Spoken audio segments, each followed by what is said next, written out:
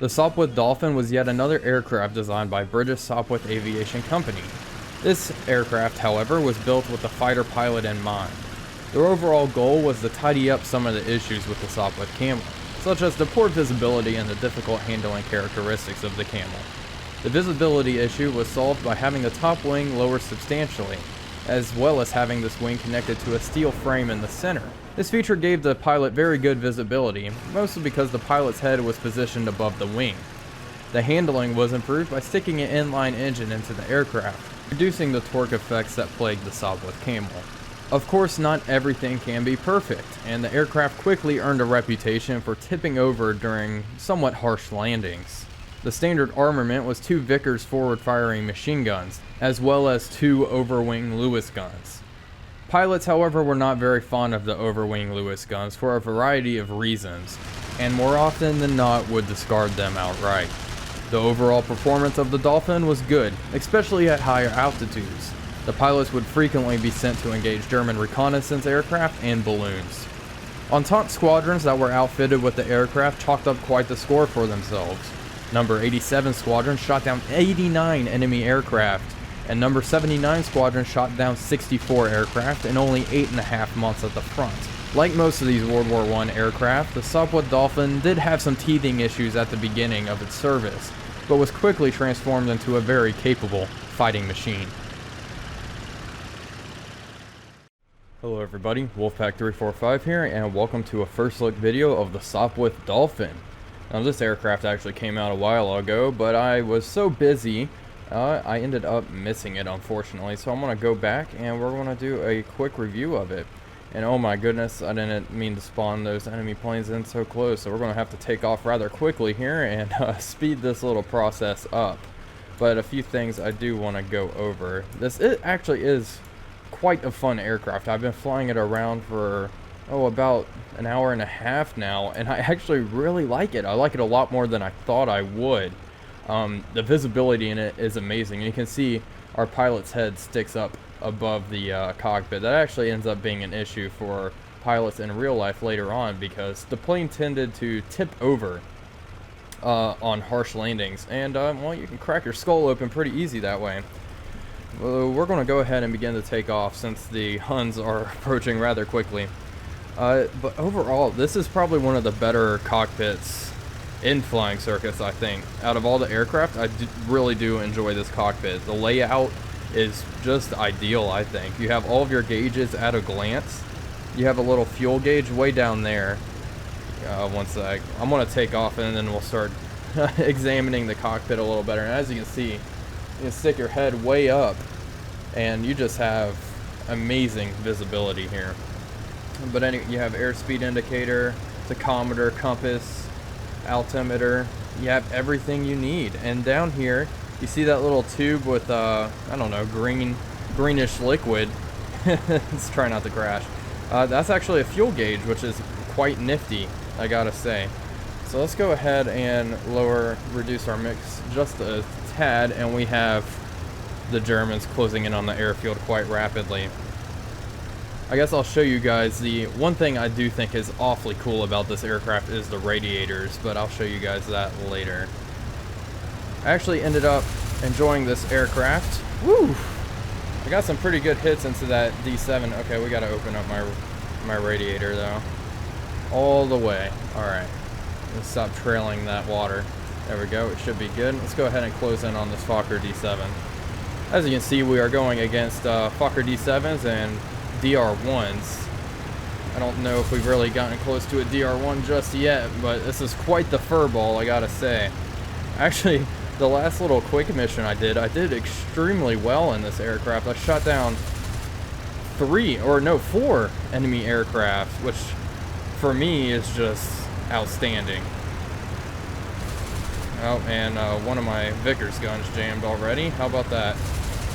And we want to get some good shots off here.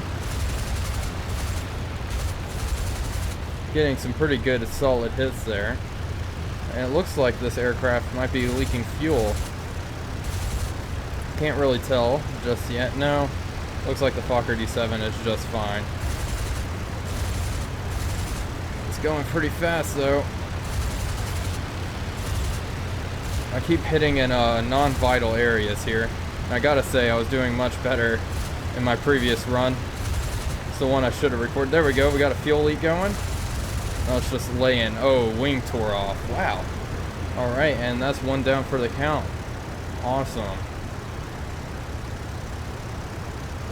Now, there are options to take various Lewis gun mountings on this aircraft, but I decided against it.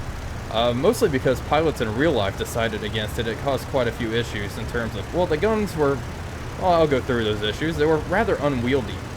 And also, the stocks of the guns came pretty close to your face, so if the aircraft did tip over on landing, which was apparently pretty common, you had a pretty good chance of hitting your head on the butts of those Lewis guns that would be right there. So that does not sound pleasant, and I don't want my virtual pilot getting his head bumped, because chances are my landing in this is going to be far from perfect, as most of you have come to expect from my videos. But this is actually going to be, I'm getting some good hits into his tail here. This is actually going to be my last flying Circus video going over the aircraft. And I think I got the, no? We just got a pretty good fuel leak. I thought I got the pilot there for a second. Let's lay into him. Oh, I think the pilot is dead. I think we did get the pilot. Yep, that's another Fokker D7 down.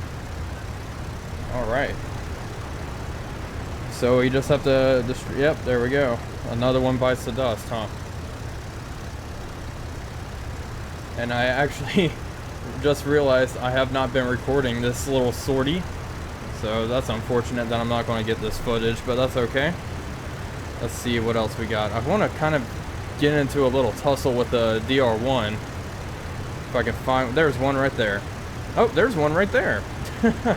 Perfect. Ask and you shall receive. Alright. Don't know how my ammo is with these Vickers guns. I've shot quite a lot. Ooh. There we go. I ripped in. Oh, and that's another one. I think I got another pilot. Wow. Alright, that's another one maybe? Yep. She's done for. It's another aircraft down. Wow, we are just racking up the score here. Let's see. Who else wants some? Alright, we have a DR1 coming in on us. Wasn't able to get guns on. Perfect. We'll go ahead and turn around here. But like I was saying, this aircraft is way nicer than I expected it. I mean, it doesn't really look like a Dolphin to me, unless you're kind of delusional. But it is actually quite a bit of fun. I never flew it in Rise of Flight either. That's kind of, I guess it's kind of the red-headed stepchild compared to the Sopwith Camel. Everyone loves the Sopwith Camel. It's a legendary fighter, but this, I feel like, kind of improved on the airframe. There's another. Holy cow, we are just going ham, egg, and cheese here. Oh, one of our Dolphin friends is in urgent need. I don't think I actually did much good there. Let's see, how many have I? Oh, we've destroyed four German aircraft. One more and we'll be an ace. Let's go for it. Got a pretty good shot there, I feel like. I guess nothing. Oh, yeah, his engine's definitely damaged. There's puffs of black smoke coming out. All right, let's go ahead and finish him. Ooh, throttle down. We don't want to overshoot here. Oh, shoot. And try to stay out of his gun envelope. Do not want to receive a bullet in the head. That would be less than ideal. Let's just try to stay below him here. Alright, there we go. He's breaking off. I think he lost sight of me. Let's go and re-engage. His engine would probably die without my help. But, you know, we're on a time crunch here, so we're going to go ahead and help him out. I actually really do like this plane. I can definitely foresee a series in this thing. Ooh, boy. I have gotten into a few stalls with it, but nothing too bad, actually. It recovers fairly easily. Alright. Looks leaking fuel. Oh, wow. Another fireball. Jeez. That is bad. Alright, well, that is number 5. We are officially an ace, and I think the skies are probably cleared of the enemy. I think we actually, wow, that is some of my best piloting skills yet, I think. I think that's the best I've done in one of these first look videos all in all. So, wow, nice. That was actually quite a lot of fun. And this is my favorite skin, by the way, with the checkered fuel tank there. Pretty cool. Alright, so we'll go ahead and try to land this thing. It's notorious for rough landings, so we're going to go ahead and kind of watch that.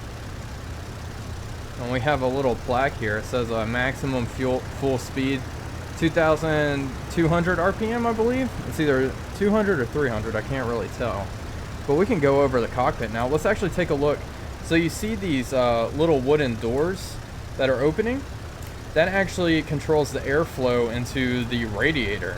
So when they're like this, the radiator's closed, and when you close the doors to make them flush with the canopy or cockpit, the radiators are receiving all that air. Again, let's take a look from the outside. I thought it was actually rather genius. You see the doors are closed, or radiators closed, and let's go ahead and open them. And now the radiator's open. I think that's just so cool. The designers of this aircraft moved the radiators back to kind of give the pilot more visibility, and this was their solution for it. I think that is just a really neat idea. Alright, anyway. So we'll go ahead and start killing off altitude here. I really, really do enjoy this aircraft, though. Way more than I was expecting. It was probably why I didn't really initially go over it, because I was like, oh, Sopwith Dolphin, who cares? But this thing is awesome. I love it. Look at that visibility, too. One thing you got to be careful, though, if you do end up crash landing, you kind of want to duck down into your canopy, because if your head is sticking up like this and your pilot hits the head on the ground, you will die. I learned that, which was kind of entertaining.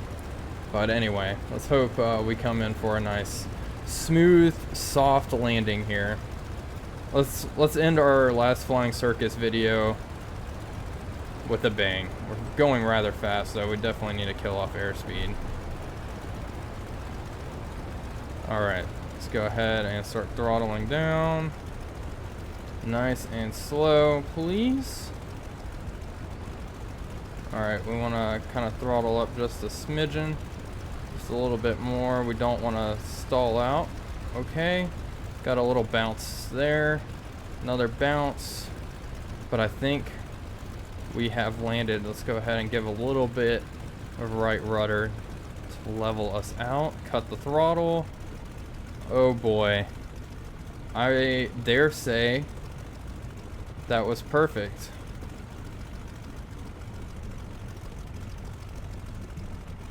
Dare I say that? I think that was pretty good. I gotta say. I'm actually very satisfied with that. Well, that's the last aircraft for Flying Circus, everybody. I'm pretty sure.